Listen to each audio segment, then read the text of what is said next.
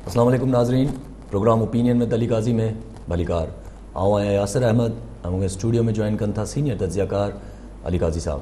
Welcome Ali साहब। Thank you Yasir. Ali साहब, ये कमेटी एडवाइजरी कमेटी जी ॻाल्हियूं हलियूं वरी अर्श ताईं पहुतियूं, वरी अॼु जेको आहे कुझु ज़ाहिरी कोन्हे।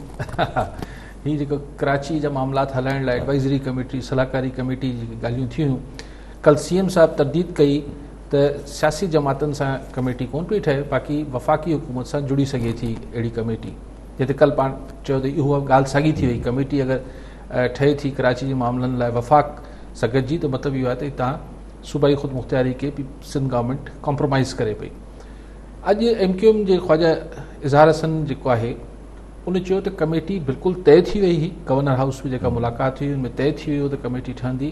पोइ राति जे पेट में अलाए छा थियो जो सिंध गवर्नमेंट पोइ ते हटी वई। अटॉर्नी जनरल साहब बि चवनि था त कमेटी फाइनल थी वई। सो बहरहाल छा थी वियो, ॻाल्हि एतिरी सम्झ में अचे थी त ज़ाहिर जेको सिंध जे माण्हुनि जो रद्देमल आयो त हुन खां पोइ सिंध सरकार हाणे हुनखे थोरो वेढ़े करे पेश करे पई। हुन चयो हूंदो मथियनि खे बि त बाबा कयूं था, ठाहियूं था कमेटी, पर थोरो हिन खे थधो कयूं। किसे के सिंध जा माण्हू तमामु इन ते ज़ाहिर फितरी रद्देमल आहे सिंध जे माण्हुनि जो। त हाणे हिन खे जेको आहे सियासी पार्टियुनि बदिरां वफ़ाक़ी हुकूमत सां गॾिजी कमेटी ठाहिण वारे हिन नए पैकेज में ॻाल्हि साॻी आहे। पंहिंजी सिंध गवर्नमेंट हाणे पैकेजिंग ठीकु पई करे त जीअं सिंध जे माण्हू चए ॾिसो हीअ त आम रवाजी ॻाल्हि आहे न, हीअ रवाजी ॻाल्हि न आहे, हीअ उहा ई कमेटी आहे जंहिंजी तरदीद थिए पई। हाणे हीअ जेको पर PTI वारनि जा जुमिला जेके आहिनि उहो बि काफ़ी गौर तलब आहिनि। जेको ख़ासि तौर ते हू खुरमशेर ज़मान आहे PTI वारो, हू चए थो त अगरि हिन ॻाल्हि ते राज़ी न थी पीपल्स पार्टी कमेटी ते त वफ़ाक़ वटि ॿियनि ऑप्शन जो ॾंडो मौजूदु आहे। हाणे ॿोली ॾिसो, ॾंडो मौजूदु आहे। सो ॻाल्हि इहा आहे त ज़ाहिर सिंध गवर्नमेंट कंहिं बि कमेटी लाइ छो राज़ी थिए पई, ज़ाहिर प्रेशर आहे। लेकिन चयो हिकिड़े पासे वञे थो त असीं प्रेशर क़बूल न कंदासीं, लेकिन प्रेशर क़बूल थिए पियो। अगरि कमेटी ठही त हिन जो मतिलबु थींदो त सिंध सरकार प्रेशर सस्टेन न करे सघी, बर्दाश्त न करे सघी। लेकिन उमेदु कजे त सिंध सरकार सिंध जे माण्हुनि लाइ ऐं सिंध लाइ अहिड़ी ही फ़ैसिलो करे को डिघे मुदे में सिंध खे जेको नुक़सानु हिन सां थियणो आहे उन खां पासो कंदी उमेदु ऐं ख़्वाहिशी आहे। लेकिन ॾिसो वफ़ाक़ी सरकार बि अगेन उहा ॻाल्हि कयां थो त हुनखे हू बि कराची स्पेसिफिक थिए पई।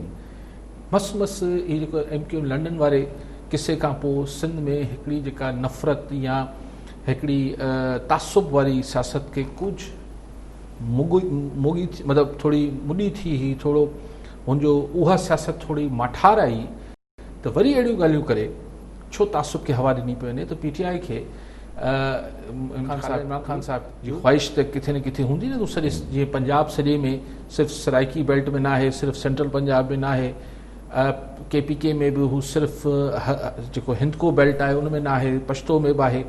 इहा ख़्वाहिश त इमरान ख़ान साहब जी या PTI जी हुजणु खपे त हू सिंध में बि सिर्फ़ु कराची बेस्ड न हुजे हिकिड़ी जमात, ऐं हू सॼी सिंध बेस्ड हुजणु खपे। 2 साल PTI खे पूरा थिया आहिनि त ख़्वाहिश त मुंहिंजे ख़्याल में हुन वधीक सॼे सिंध जे हवाले सां हुजणु खपे, न कि हिकु शहर जे हवाले सां। लेकिन अगरि सिंध सरकार नथी वञे, सिंध जे माण्हुनि जो जेको आहे मुतालबो या दबाव आहे हुनमें अगरि सिंध सरकार पंहिंजी कमेटी खां पोइ ते हटे थी त पोइ ॾिसणो आहे त वफ़ाक़ वटि हू जेको ॾंडो आहे ॿियनि ऑप्शन जो उहो छा थी सघे थो। तव्हां वटि कॉलर आहे? ठीकु आहे साहब, कॉलर सां गॾु गुलाम रसूल कुंबर सांगड़ मां। जी कुंबर साहब, छा चवणु चाहींदा, छा सवाल आहे? ठीकु ठाक, बिल्कुलु अल्हम्दुलिल्लाह। सवाल इहो आहे त शिगरी फरार थियो त कणिक महांगी थी वञे सिंध में, त इन जो असर जेको आहे सो ॿियनि सूबनि ते पए थो। या त बि ॿाहिरि ॻाल्हि आहे त सिंध में कणिक महांगी आहे त ॿियनि सूबनि ते असरु कीअं थो पए थो। ख़्वाजा इज़हार जेको आहे सो सभु ॻाल्हियूं ठीकु आहिनि, असीं इंग्लिश बि कमु कंदासीं, हर शहर सुधारींदासीं, पर ही 9 सूबनि जी ॻाल्हि आहे बि कनि था। इन ते असांखे थोरी तकलीफ़ पहुचे थी। इहो ई छो था ईअं कनि, असांखे सम्झण ज़रूरत ॿार आहे, असांखे थोरो हिन ते तबसरो कनि त असां सम्झी सघूं माजरो छा आहे। ठीकु आहे। ॿियो बि हिकिड़ो कॉलर डॉक्टर दादन नवाब शाह मां। जी डॉक्टर साहब, छा चवणु चाहींदा, छा सवाल आहे? अस्सलाम वालेकुम। वालेकुम सलाम। कई साहब के तव्हांखे पहिरियों मुबारकबाद हुजे नई चैनल जो तव्हांखे असांखे ॾाढी ख़ुशी थी आहे तव्हां हिकिड़े नई चैनल जो आगाज़ कयो हिन पेंडेमिक में मुंहिंजो हिकिड़ो सवाल इहो आहे त इज़हार साहब बार बार सिंध वासियुनि खे एॾी तकलीफ़ माना हिकिड़ो सवाल ॾेई करे माना तकलीफ़ में विझे थो त आया इन जी केतिरी इन जी सीरियसनेस केतिरी आहे थोरनि ते रोशनी विझो महिरबानी। ठीकु आहे, थैंक यू सर। ठीकु आहे रतन साहब, ठीकु आहे। छा केतिरी सीरियसनेस केतिरी आहे हिन ॻाल्हि में, पुछणु चाहियो। सही, हीउ जेको ख्वाजा इज़हार ॿोली ॻाल्हाए पियो इहो पाण हाणे ॾहाकनि खां ही लंडन वारे MQM वारे ज़माने खां ई इहा ॿोली इहा जेको नॉनसेंस ॻाल्हि आहे नए सूबे वारी इहो ॿुधंदा अचूं पिया।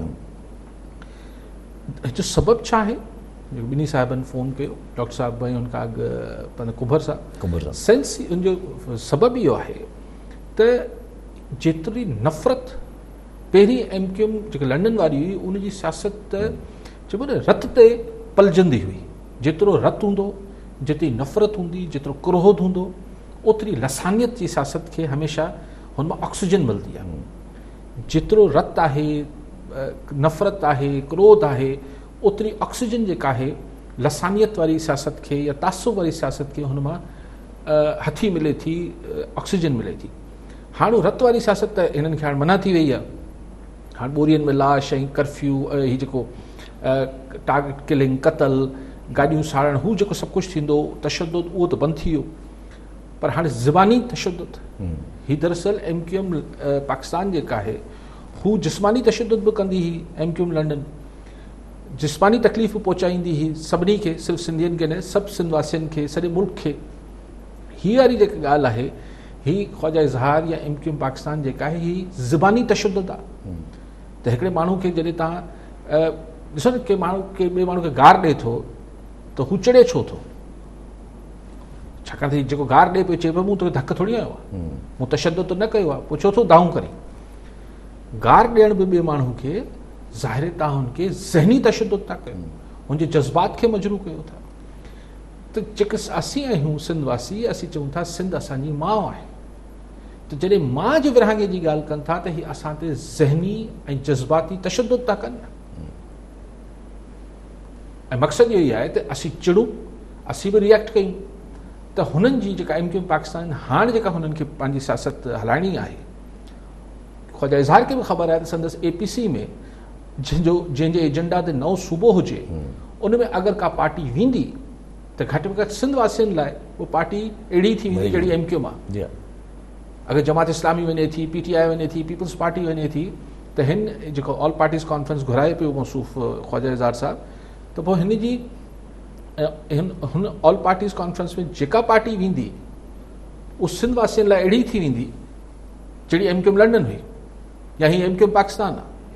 सो मुंहिंजे ख़्याल आहे त हिकिड़ी जेका शइ अणथियणी आहे, जंहिंजो आइन में का गुंजाइश न आहे, जंहिंजी तारीख़ी हवाले सां को गुंजाइश न आहे, जंहिंजो को अख़लाक़ी जवाज़ न आहे, अहिड़ी फ्रॉवलस नॉनसेंस रेडिकुलस गुफ़्तगू करण जो इहा ॻाल्हि करे सिंध वासी करोड़े सिंध वासियुनि खे ज़हनी ऐं जज़्बाती तशद्दुद हुननि ते न कनि त महिरबानी आहे, न त हिन सां सिर्फ़ु नफ़रत वधे थी, ॿियो कुझु कोन थो थिए।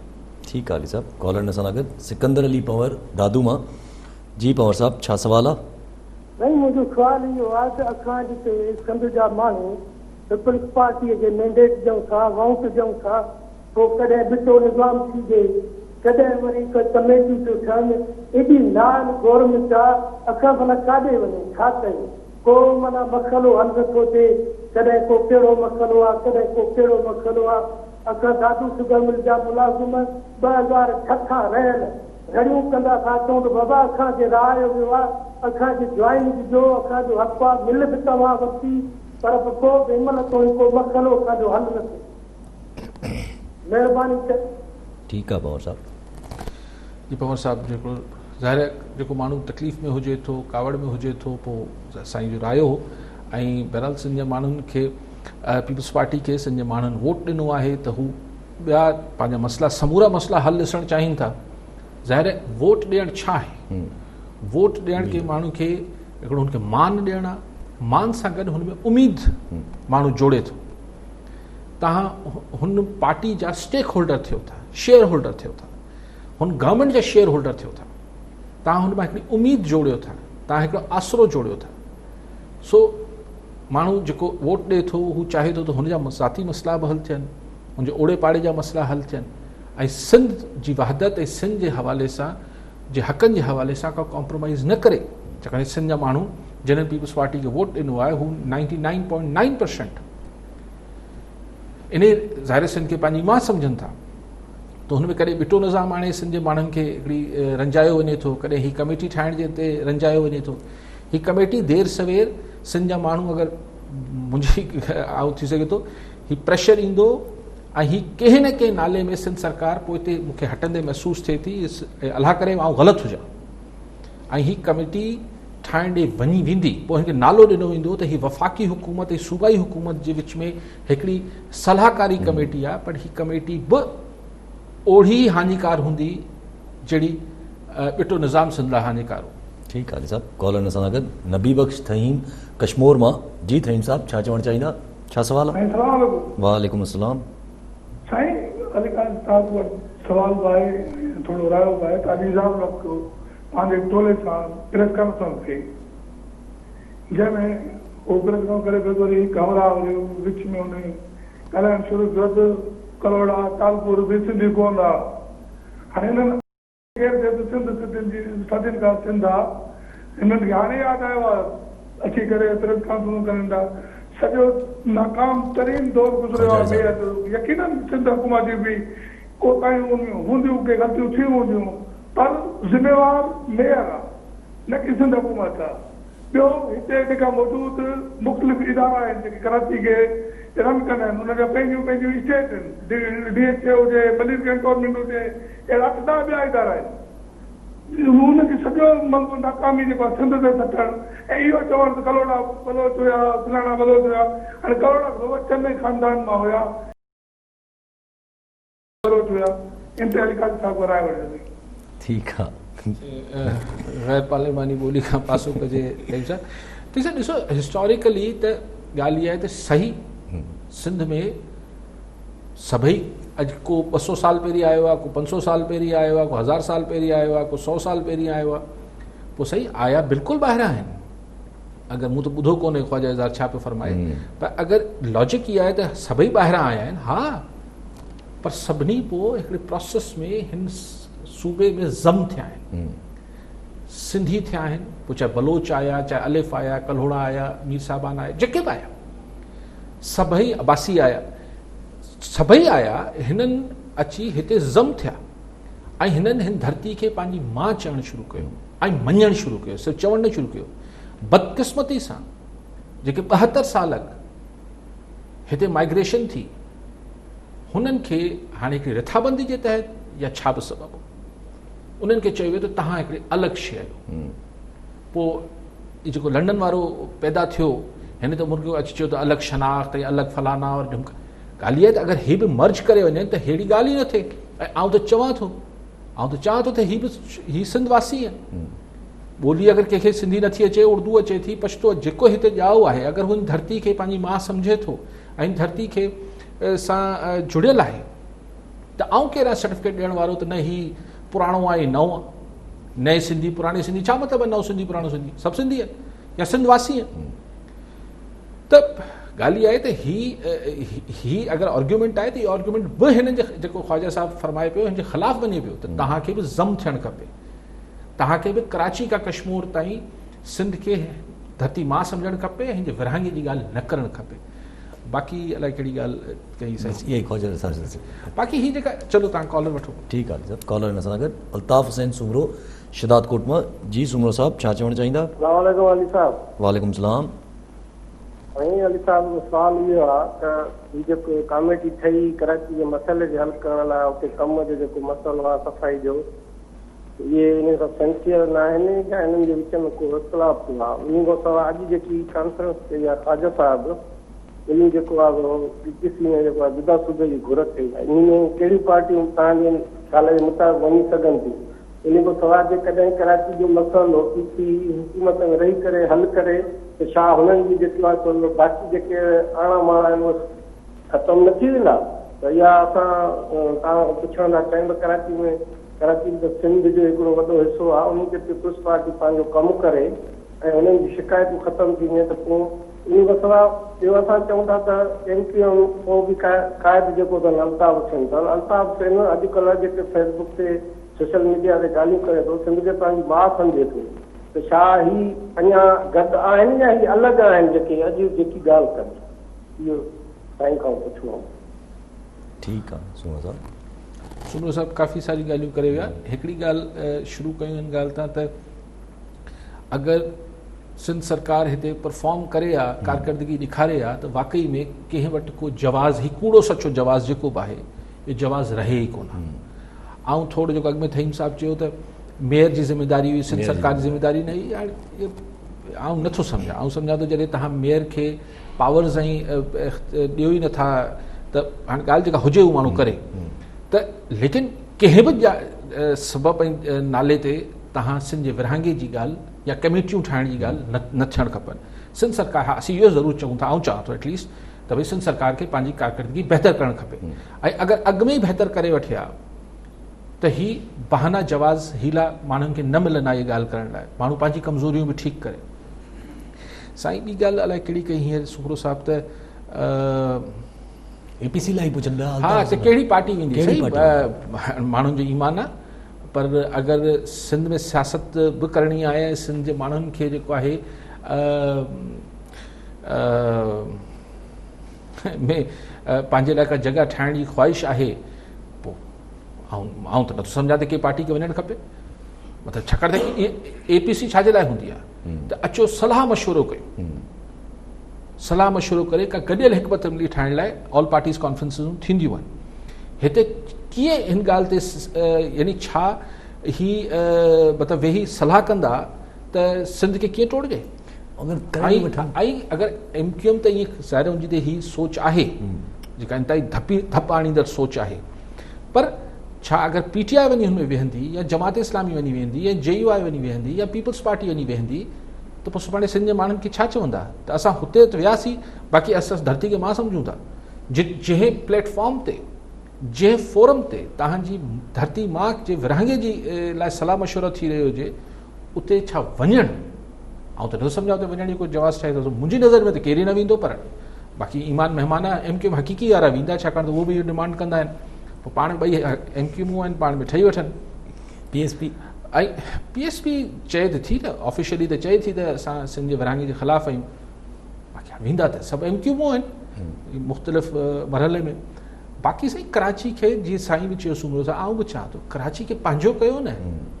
कराची ते सिर्फ़ु सियासत करणी आहे छा? कराची सेंट्रल मां अगरि पीपल्स पार्टी खे वोट न मिलियो आहे, इन जो मतिलबु आहे त हू सिंध वासी न आहिनि छा? लालू खेत मां अगरि पीपल्स पार्टी खे वोट न मिलियो आहे त छा हू सिंध वासी न आहिनि छा? हीअ त ओड़ी MQM वारी सोच पीपल्स पार्टी इख़्तियार करे थी न।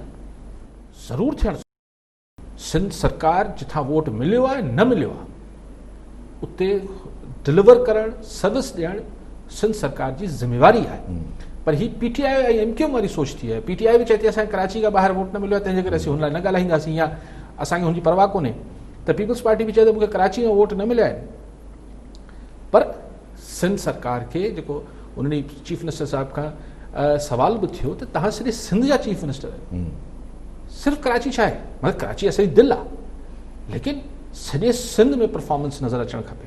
सॼे सिंध में परफॉर्मेंस त आहे कोन। अली साहिबु तव्हां चओ था पीपल्स पार्टी सां इत्तेफ़ाक़ नथी करे। अली साहिबु तव्हांजी ॻाल्हि मां ॿ टे सवाल अचनि था पिया साम्हूं, त जीअं माना मिसाल जी ॻाल्हि आहे, हीअ चवनि था त अगरि असांखे सिंध मां वोट न आहे, असांखे कराची मां वोट न आहे मिलियो, त असां अॻिते जेको आहे सोचींदासीं कोन। त हाणे इन हिसाब सां त पंजाब में PTI जूं सीटूं घटि आहिनि, PMLN जी सीटूं घणी आहिनि, इत्तेहादी गॾु करे हुननि हुकूमत ठाही आहे। दरअसल हुकूमत ठाहे वरिती आहे न हिते। हाणे न पंजाब लाइ त इहो ॻाल्हि कीअं कंदा? हिते इहो तासुब ऐं इहो नफ़रत ऐं हुनजे पोयां जेको मुफ़ाद आहे त कराची जा रिसोर्सिस, कराची जा जेके वसीला आहिनि उन ते अखियूं आहिनि, या सुभाणे जेका हिन में जनरेट थियणा आहिनि उन ते अखियूं आहिनि। ही दरअसल उनजो सबबु आहे। कंहिंखे दिलचस्पी न आहे त अगरि दादू में हालत ख़राबु लॻी पई आहे, सांगड़ में लॻी पई आहे, उनजो दर्द नथो अचे, वोट बि मिलियल हुजनि हा। छा वोट PTI खे न मिलिया आहिनि छा हिन इलाइक़नि में? मिले भई तव्हांजी इत्तेहादी आहे GDA, उनखे बि त सीटूं मिलियूं आहिनि न सिंध जे मुख़्तलिफ़ इलाइक़नि मां, कराची खां सवाइ। भला हुनजो कुझु दर्द करे वठो। अली साहब अगरि इहा जीअं ख्वाजा आज़ाद जेकर अगरि इहो आर्ग्यूमेंट ॾियनि था त ॿाहिरां आया बलोच हुया या जेके बि हुया त इहो आर्ग्यूमेंट त एग्ज़ैक्टली सेम थो थी वञे, बसि सिर्फ़ु फ़र्क़ु इहो थो अचे त हू मोदी जेको आहे उहो रिलीजन जी ॻाल्हि थो करे त ॿाहिरां आया। एक्ज़ैक्टली इहा उहा ई ॻाल्हि थी वञे थी जेको ट्रम्प थो करे, ॿाहिरां आया भई जेको ॿाहिरां आयो ॻाल्हि सही आहे। अमेरिका में बि ख़ुदि हिन जा वॾा डोनाल्ड ट्रम्प जा वॾा छा रेड इंडियन हुआ छा? अमेरिका में त सिर्फ़ु रेड इंडियन्स हुआ, हिन जा वॾा बि कॾहिं न कॾहिं ॿाहिरां आया हूंदा। त नॉनसेंस ॻाल्हि आहे न। सिंध में बि ॻाल्हि सही आहे, सिंध में बि माण्हू आया, लेकिन हिते ज़म थिया न त आउं चवां थो जेको 72 साल अॻु आया, हाणे 73 साल थी विया, छॾियो न, अलॻि शनाख़्त छा आहे, सभु सिंधवासी आहियूं। ठीकु आहे अली साहब, कॉलर असां सां गॾु प्रोफेसर गुलाम अब्बास महर हैदराबाद मां। जी महर साहब, छा चवणु चाहींदा, छा सवाल आहे? मां प्रोफेसर गुलाम अब्बास महर थो ॻाल्हायां। काजी साहिब खां सुवाल मुंहिंजो इहो आहे त ही चैनल ते काजी साहिब जने सुवालनि जा जवाब ॾियनि था ऐं सॼी सिंध मां माण्हू सुवाल कनि था पिया त पंहिंजा मसइला ॿुधाइनि ऐं काजी साहिब खां ओपिनियन वठनि ऐं उन्हनि जा मसइला उन्हनि इदारनि ताईं पहुचनि। हाणे असांजे उन्हनि मसइलनि खे जॾहिं असां डिस्कस कयूं था त बाबा जैकाबाद में बिजली न आहे, पाणी न आहे, गैस न आहे, इवन हैदराबाद में हींअर बि गंदो पाणी अचे थो पियो नलकनि में। हैदराबाद शहर में पाणी पीअण जे लाइ त असां खणी मिनरल वाटर वठूं था या ॿियो पाणी, उहो तरकण जे लाइ पाणी उहो बि माना गटरनि जो पाणी अचे थो पियो। हाणे इन्हनि मसइलनि ते असां ॻाल्हायूं त असांजा मसइला उते वञी आला इदारनि ताईं पहुचनि काज़ी साहिब जी मार्फत सां। को माण्हू दादू मुरड़ियूं करे थो, को शिकारपुर मां करे थो पियो। हाणे असां पंहिंजा उहे मसइला जॾहिं पुरसायूं था त विच में अहिड़ी ॻाल्हि करे वञनि था पिया त बाबा सिंध तक़सीम थींदी, कराची थींदी, त असां वरी सिंधी 70 सालनि खां जीअं कंधे में लॻा पिया आहियूं। हाणे ॿिया सभु कम असांजा छुटा त बाबा पाणी कोन्हे, गैस कोन्हे ऐं बिजली न आहे। असांजे माण्हुनि जा मसइला, माण्हुनि जी बीमारियूं ने का बि माना किथां बि माण्हू को रड़ करे। हाणे असांखे माना इहो अहिड़े इन खपे में लॻाए छॾियूं। हाणे असां पिया जीअं सालनि खां वठी डिफेंसिव पोज़ीशन में त सिंध असांजी माउ आहे, असां उन्हनि खे कोन रहण ॾींदासीं, असां इन में पूरा लॻा पिया हूंदासीं। 6 महीना पूरा थींदा वरी पोइ असां पंहिंजे मसइलनि तो माना इहो तवजो हटाइण जे लाइ असांखे इन ॻाल्हियुनि में फासाए थो वञे। असांजा रियल जेके मसइला आहिनि उहे त असांजा डिस्कस ई नथा कनि त मसइलनि असां ॻाल्हि ॾियूं त सही। असांजे शिकारपुर में पाणी न आहे, असांजे जैकाबाद में न आहे बिजली, माण्हू सभु इन में। हाणे सॼी सिंधी क़ौम खे जज़्बाती करे वेही विया आहिनि त सभई खे माना इहो इन ते ॻाल्हाइणु आहे त बाबा असांजी सिंध माउ आहे, उहा माना तक़सीम न थींदी, बसि पोइ असां वज़ाहतूं ॾींदासीं। इहो पिया टाइम गुज़रंदो या इन में असांजो हिकिड़ो नैरेटिव हुजणु घुरिजे त बाबा इहे असांखे पाण में हरू भरू इन में ईंदा ई वेठा आहिनि ऐं पाण माना हिकिड़ी चुट ॾेई करे ऐं इन ॻाल्हि खे खणनि था पिया त पोइ असां बसि इन धंधे में लॻा पिया हुजूं ऐं असांजा असुल मसइला माना हलिया वञनि। सो काज़ी साहिब खे इहो माना चवणो आहे त असांजा जेके जीअं मसइला असां हाईलाइट कयूं था उहे बि असांजा थियनि ऐं काज़ी साहिब जो पॉइंट ऑफ व्यू अचे थो पियो ऐं सिंध असांजी माउ आहे, असां हुनजे लाइ आख़िर दम ताईं माना को बि कोन विराए सघंदो। ठीकु आहे महर साहब, ठीकु आहे महर साहब, काफ़ी महर साहब तव्हां चवणु चाहियो था त ही इश्यूज़ ध्यानु हटाइण लाइ उथारिया वञनि था। कुझु माण्हुनि जो इहो ख़्यालु आहे जेको महर साहब चवनि पिया, मिसाल कालाबाग आहे, वेठे वेठे पुश्तोन में हिकिड़े मोल घोड़े में साह विझनि था, सिंध विराइण जी ॻाल्हि आहे, हिकिड़े मोल घोड़े में साह विझनि था। असीं ईअं हिकिड़ो राय हुई आहे, पर साईं एतिरो मोल बि कोन्हनि। हीअ जो कमेटी ठही पए इहे त MKM कोन पे ठाही, इहे त सिंध सरकार ठाहिण लाइ अञा बि अलाए राज़ी आहे। हाणे पंहिंजी ॻाल्हि अञा ख़बर न आहे त ठाहींदी अलाए, अञा न कई आहे वफ़ाक़ी हुकूमत सां ठाहिण लाइ, अञा बि राज़पो सिंध सरकार ॾेखारे चुकी आहे।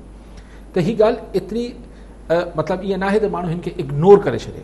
असांजे पाणी जा मसइला आहिनि, असांजी बीमारी आहे, हेल्थ आहे, एजुकेशन आहे, बिजली आहे, महांगाई आहे, बेरोज़गारी आहे, U name it, agriculture sector तबाह थियल आहे। लेकिन ॻाल्हि इहा आहे त जंहिं महिल हीअ ॻाल्हि उथंदी असांखे बतौर सोसाइटी हिन ते पंहिंजो रिएक्शन ज़रूरु रखणु खपे।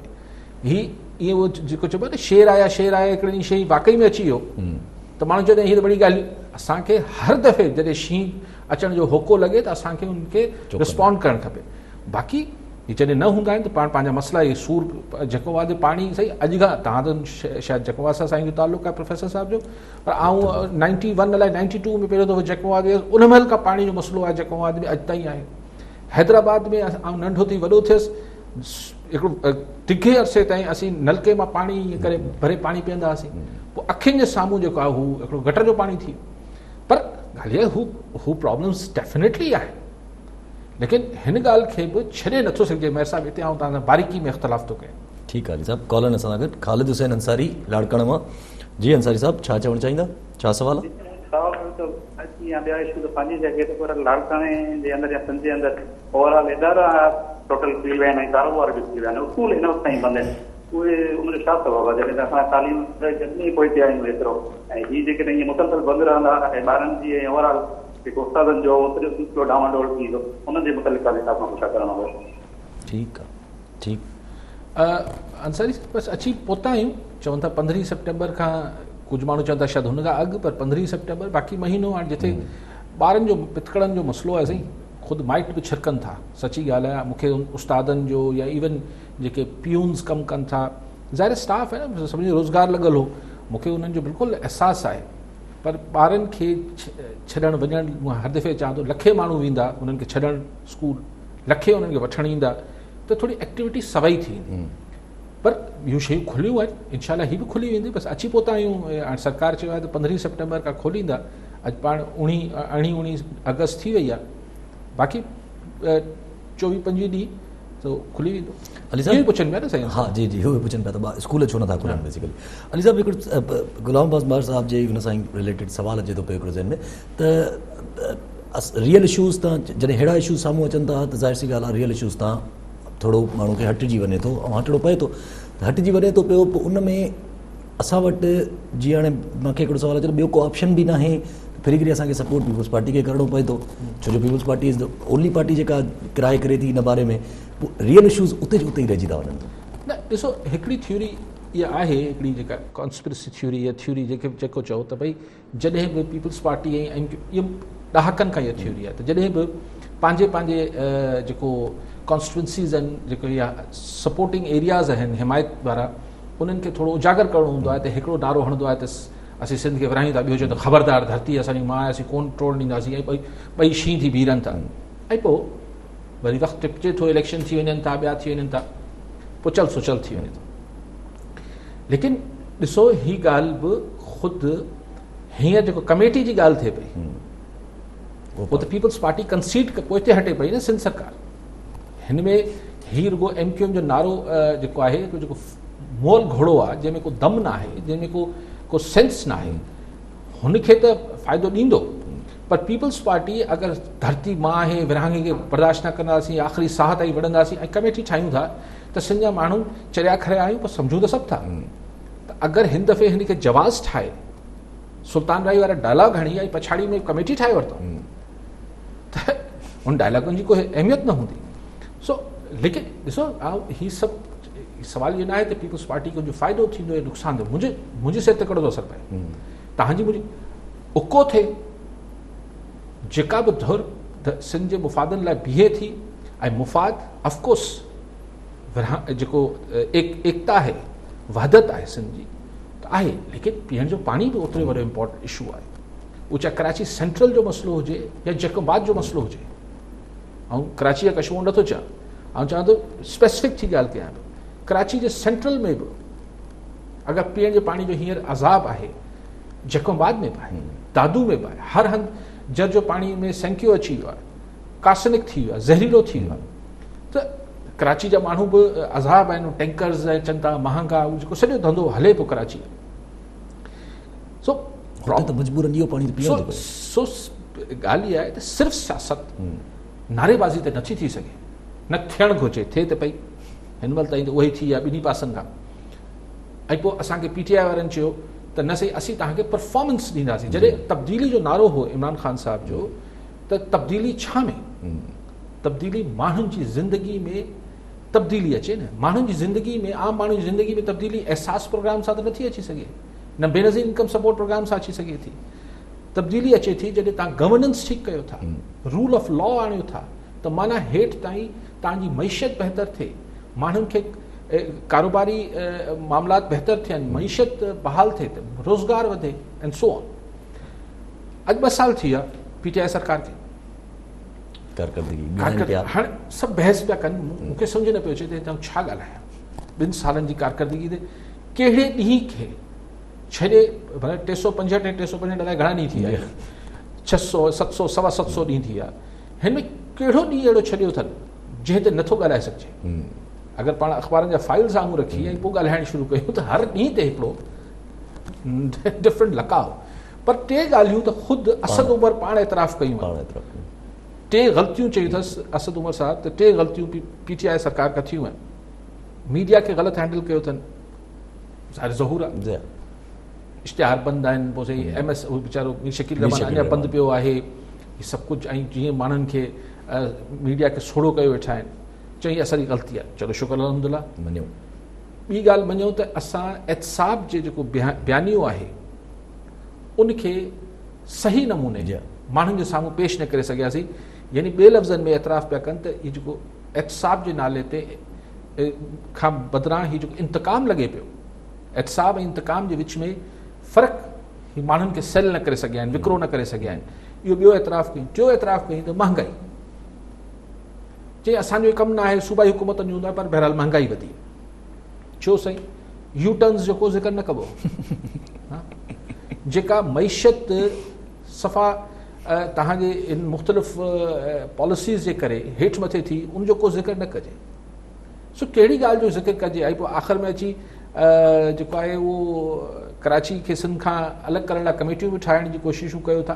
सो खोड़ ॻाल्हियूं आहिनि 2 सालनि ते, लेकिन 2 सालनि में हिकिड़ी चङी ॻाल्हि ज़रूर थी आहे, हिकिड़ी ॻाल्हि चङी ज़रूर थी आहे। छाकाणि बाक़ी त ख़ुदि संदन वज़ीर शीरी मज़ारी साहिबु पंहिंजी फॉरेन ऑफिस पढ़े खाते खे जेको लताड़े छॾियो 3 ॾींहं। हिकिड़ी ॻाल्हि चङी थी आहे त पहिरियों दफ़ो थियो आहे त जेको हेड ऑफ द गवर्नमेंट आहे, यानी IK इमरान ख़ान, उन ते डायरेक्ट करप्शन जो को इल्ज़ाम अञा ताईं, ठीकु आहे, उहो बिलावल साहब चवनि था त उनजे घर जो ख़त छॾे थो, लेकिन अञा कोई एॾो मेगा स्कैंडल इमरान ख़ान जी ज़ात सां जुड़ियल नज़र न आयो आहे। इहो फ़र्क़ु आहे। अली साहब, असद उमर जो चवण त कप्तान क्रीज पे जम चुका है, अब लंबी इनिंग खेलेगा। अगर अंपायरों ने इरादा तब्दील नहीं किया तो लंबी इनिंग खेलेगा। जमा उमा कोई नहीं है। किसी हद में अचानक जो है बारिश पड़ जाएगी या गलत LBW दे दिया जाएगा, और इधर तो थर्ड अंपायर कोई है ही नहीं। पहले थर्ड अंपायर भी होते थे हमारे मुल्क की सियासत में, अब थर्ड अंपायर कोई है ही नहीं। अब वो वही जो ग्राउंड पर खड़े हुए अंपायर है वही बताएंगे कि आप आउट हैं या नहीं है। अली साहब, और अगर बॉलर्स को इशारा आ गया कि फास्ट बॉलिंग करो और ठीक से स्पिन कराओ तो जमना मुश्किल हो जाएगा। वैसे भी खान साहब, असद उमर साहब कह रहे हैं, लेकिन इमरान खान साहब की जो वजह शोहरत थी, ठीक है, वो ऑलराउंडर थे, लेकिन वो बॉलिंग अच्छी करते थे, वो अटैक बॉलर थे। बैट्समैन तो कोई इतने मंझे हुए बैट्समैन तो कभी भी नहीं माने गए। मैं भी छोटा सा था, क्रिकेट देखता था। वो कभी भी खान साहब जो थे, he was never known for his batting, he was always known for his bowling, और बॉलिंग अमूमन अपोजिशन कराती है। ठीक है, माना अटैक इमरान खान साहब सुठो करे थो वञे। ठीकु आहे, ठीकु आहे। अली साहब, हिकिड़ी MKM जी ॻाल्हियुनि मां हिकिड़ी ॿी बि ॻाल्हि यादि अचे थी। MKM जी प्रेस कॉन्फ्रेंस कनि पिया त उन्हनि जो चवण त भई लाड़काना और इस्लामाबाद में रहकर कराची के मसले हल किए नहीं जा सकते, कराची के मसले कराची के ही लोग हल कर सकते हैं। त छा भला हू का कॉन्स्पिरेसी था खणी अचनि त पीपुल्स पार्टी ऐं PTI मिली करे कराची ते, या सियासी उन्हनि खे थोरो भउ थो थिए? मुंहिंजो ख़्यालु आहे त अकुल जी ॻाल्हि MKM खे बि इहा ई करणु खपे त इस्लामाबाद में वेही कराची नथो हलाए सघिजे। एतिरी ॻाल्हि सां इतफ़ाक़ कयां थो ख्वाजा इज़हार जी। अगरि इहो बयानियो उनजो आहे, या अगर स्लिप ऑफ टंग आहे, या जो मतिलबु को ॿियो हो त आउं नथो चई सघां, पर अगर वो फरमा रहे हैं कि इस्लामाबाद से नहीं चलाया जा सकता कराची, बिल्कुल दुरुस्त, यही मौक़िफ़ होना चाहिए MKM का। वो भी सिंध वासी हैं, उनको भी सिंध के मामला सिंध के अंदर से हल करने चाहिए। लेकिन ये कहना कि लाड़काना से नहीं चलाया जाना चाहिए, मैं ख्याल है सेक्रेटरीट और चीफ मिनिस्टर हाउस लाड़काने में तो नहीं है। चीफ एग्जीक्यूटिव भी कराची में बैठता है, और तमाम एग्जीक्यूटिव पावर्स जो हैं वो कराची के अंदर ही मौजूद हैं। अली साहब, हिकिड़ी टाइम आहे सां हिकिड़ी मज़े जी ॻाल्हि मूंखे ज़हन में थोरी देरि पहिरियों पंहिंजी टाइम न्यूज़ ते रिपोर्ट ॾिठी त कींजर में जेको वाक़ियो थियो, उनजी रद्द अमल में कींजर जे जेके ॿेड़ियूं आहिनि उन्हनि खे बंदि करे छॾियो अथऊं, सॼी कारकर्दगी खे, इन कार्रवाई खे, ऐं चयो अथऊं त हाणे ॿेड़ियूं रजिस्टर करायो ऐं SOPs फॉलो कयो। हाँ, ही DC साहब उते कल ॾाढो अफ़सोसनाक वाक़ियो थियो, 10 माण्हू वीचारा अजल जो शिकार थी विया। पर हर शइ जो जवाबु लॉकडाउन आहे छा? DC साहब जेको आहे उहो चयो फ़िलहाल त बंदि करे छॾियो सभु, हाणे बंदि करे छॾियो, भाई उहो ग़लति हो। हिकिड़ी ॿेड़ी में 13 माण्हू छो हुआ? अच्छा, उते जेको आहे को लाइफ गार्ड या को जेके टोबा मुक़ररु करण जो या स्विमर्स मुक़ररु करण जो कमु उहो बि छा हुन ॿेड़ी वारनि खे करिणो हुजे? उते ज़िले इंतिज़ामिया खे करिणो हो न, या सकाफ़त खाते खे करिणो हो? जेको कल्चर डिपार्टमेंट आहे उहो कल्चर डिपार्टमेंट कहिड़े मर्ज़ जी दवा आहे पोइ? सो ॻाल्हि इहा आहे, छाकाणि त हीअ सियाहत हीअ सभु हुननि जे अंडर अचे थो न। कींझर त हू कनि था, जेको पैसा मिलंदा हूंदा हू कमाईंदा हूंदा। बंदि करे छॾणु हर शइ जो मसइले जो हल कीअं? हाणे ॿेड़ियूं रजिस्टर थियनि, अलाए केसि ताईं मुख़्तियार कार साहब अलाए केरु कंदो, DC साहब खे टाइम मिलंदो, पोइ छा अची ॿेड़ियुनि जी इंस्पेक्शन थींदी, पोइ छा? ऐं पोइ हिन में जेको मस लॉकडाउन खां पोइ उन्हनि वीचारनि जो मल्हान जो हिकिड़ो गुज़र सफ़र शुरू थियो हूंदो ऐं माण्हुनि खे बि हिकिड़ो आउटलेट मिलियो हो, तमामु अफ़सोसनाक वाक़ियो आहे। पर तव्हां कंहिं बि नाले में माण्हुनि जी ज़िंदगियूं क़ैद नथा करे सघो, करणु खपे न यार। लॉकडाउन हर शइ बंदि करे छॾियो। सुभाणे ख़ुदा ख़ासिता रोड एक्सीडेंट थींदो, तव्हां बसूं बंदि करे छॾींदो, ट्रेन हादसा थींदा आहिनि, पोइ ट्रेनूं बंदि कंदा आहियो छा? तव्हां उनखे ॾिसंदा आहियो त इहो इन जो बंदोबस्तु थींदो आहे त आईंदा अहिड़ो हादसो न थिए। सो कींझर ते अहिड़ो आईंदा हादसो न थिए, उनजो जोगा क़दम खणो न, बंदि करे छॾियो। पोइ अचो पैसा ॾियो, ॿेड़ियूं रजिस्टर करायो, पोइ हीअं थिए, पोइ SOP, पोइ SHO जा मज़ा अची वेंदा, पोइ जेको थींदो हीअ हिकिड़ी बंदि करे छॾण को मसइले जो हल न आहे। ठीकु आहे अली साहब। नैब हिकिड़ो चयो वेंदो आहे त हिकिड़ो इदारो अहिड़ो आहे जेको इंडिपेंडेंट इदारो आहे, गवर्नमेंट खां अलॻि आहे। त नैब जेको गवर्नमेंट पंहिंजी कारकर्दगी प्रेज़ेंट कई आहे, हुन में पंहिंजी नैब जी बि रिपोर्ट हुन में ई प्रेज़ेंट करे छॾी अथई। ऐं चवण त नैब में जेके 75,000 केसिस जेके 208 शिकायतूं आयूं हुयूं, 332 रेफरेंसिस कया विया, 270 ते जेके फैसला अची विया, ऐं 20 अरब जेके आहिनि 2 सालनि में नैब जेके आहिनि उहे उगाड़ी कई आहे। हाणे हिते माण्हू खिले या रोए? नैब जी कारकर्दगी, हुकूमत जी कारकर्दगी में कीअं था ॻणी सघो? माना तव्हां अॼु फेडरल सरकार इहो तस्लीम करे वरितो न त जेको कुझु नैब करे पई। अच्छा, नैब अगरि जेके कुधा कमु कया उहो बि पोइ फेडरल सरकार खे पंहिंजी कारकर्दगी में शामिलु करणु खपे। ऐं पोइ आईंदा इहो न चए त नैब जो है वो हिकु इंडिपेंडेंट इदारा है। अगरि तव्हां हुनजी कारकर्दगी खे पंहिंजी कारकर्दगी में सलाहियो पिया, गॾायो पिया, त माना नैब जेको आहे गैर जानिबदार कीअं थियो? हे त लतीफ़ो आहे, हे चर्चो आहे, हे जेको अॼु कयो अथनि अलाए कंहिं अकल ॾिनो अथनि।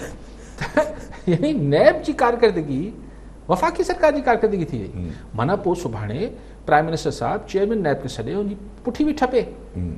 शानदार कमु जीअं थींदो आहे, माण्हू पंहिंजे कंहिं मिनिस्टर जी या कंहिं सेक्रेटरी जी पुठी ठपींदो आहे। पर हाणे ॿियो किसो ॾिसो, कल इस्लामाबाद सिंध हाईकोर्ट जेको आहे उहो खंड कमीशन खे रद्द करे छॾियो ऐं चयो त ॿीहर जांच करायो। अॼु इस्लामाबाद हाईकोर्ट उन खंड कमीशन खे सही करार ॾेई छॾियो। हाणे सुप्रीम कोर्ट फ़ैसिलो कंदी। ठीकु आहे अली साहब। नवाज़ शरीफ़ ऐं मौलाना फज़ल रहमान जी ॻाल्हि ॿोल थी आहे, फ़ोन ते राब्तो थियो आहे।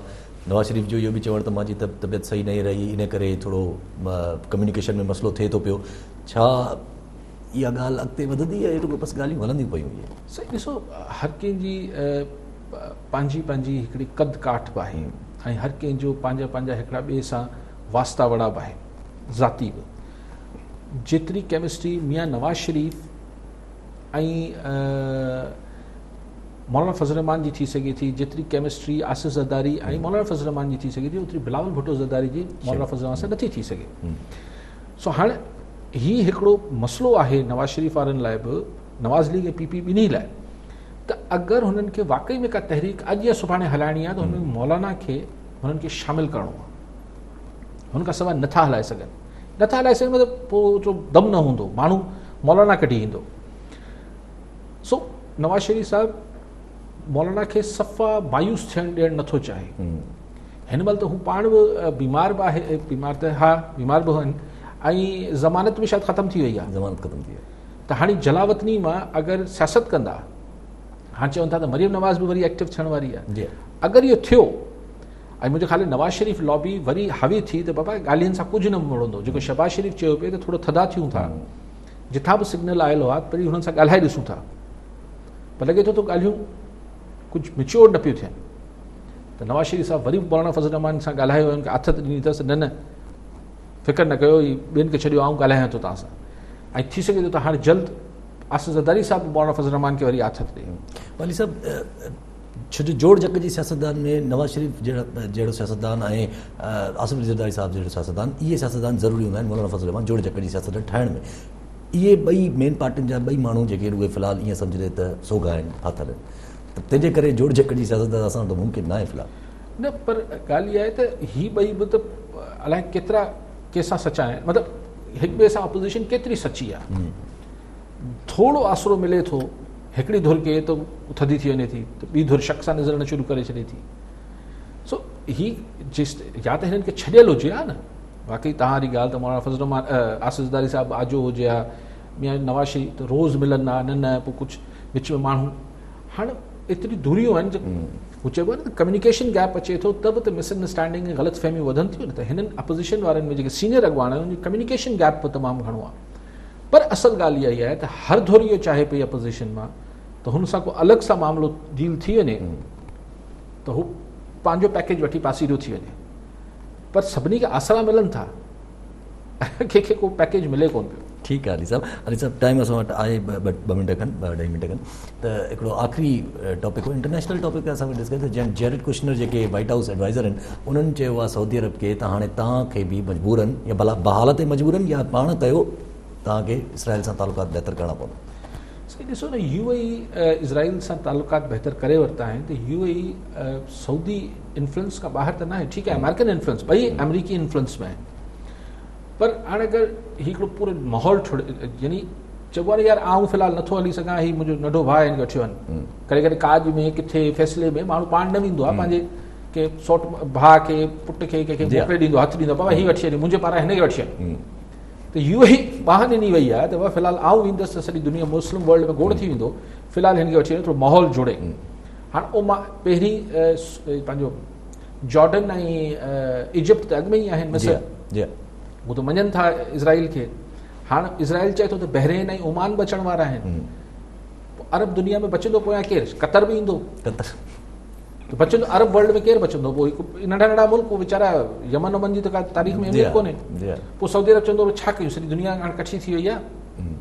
पोइ रुगो जेके गैर अरब मुस्लिम, नॉन अरब मुस्लिम वर्ल्ड आहे, जंहिंमें Pakistan, Indonesia, Malaysia, Turkey, Iran, पोइ शायदि इन्हनि खे फ़लस्तीन जो वधीक रहंदो, बाक़ी अरब सॻोरा सभु ठही वेंदा। टर्की त अली साहब, टर्की त चवे थो त मां UAE सां तालुकात ख़तमु कंदुमि, होॾां इसराइल सां तालुकात मुंहिंजा रखी वेठो आहे, हुननि जे पंहिंजे डिप्लोमेटिक रिलेशन। ठीकु आहे अली साहब, वॾी महिरबानी अली साहब। नाज़रीन, इहो अॼु प्रोग्राम मां वरी सुभाणे मिलंदासीं। अल्लाह भाई।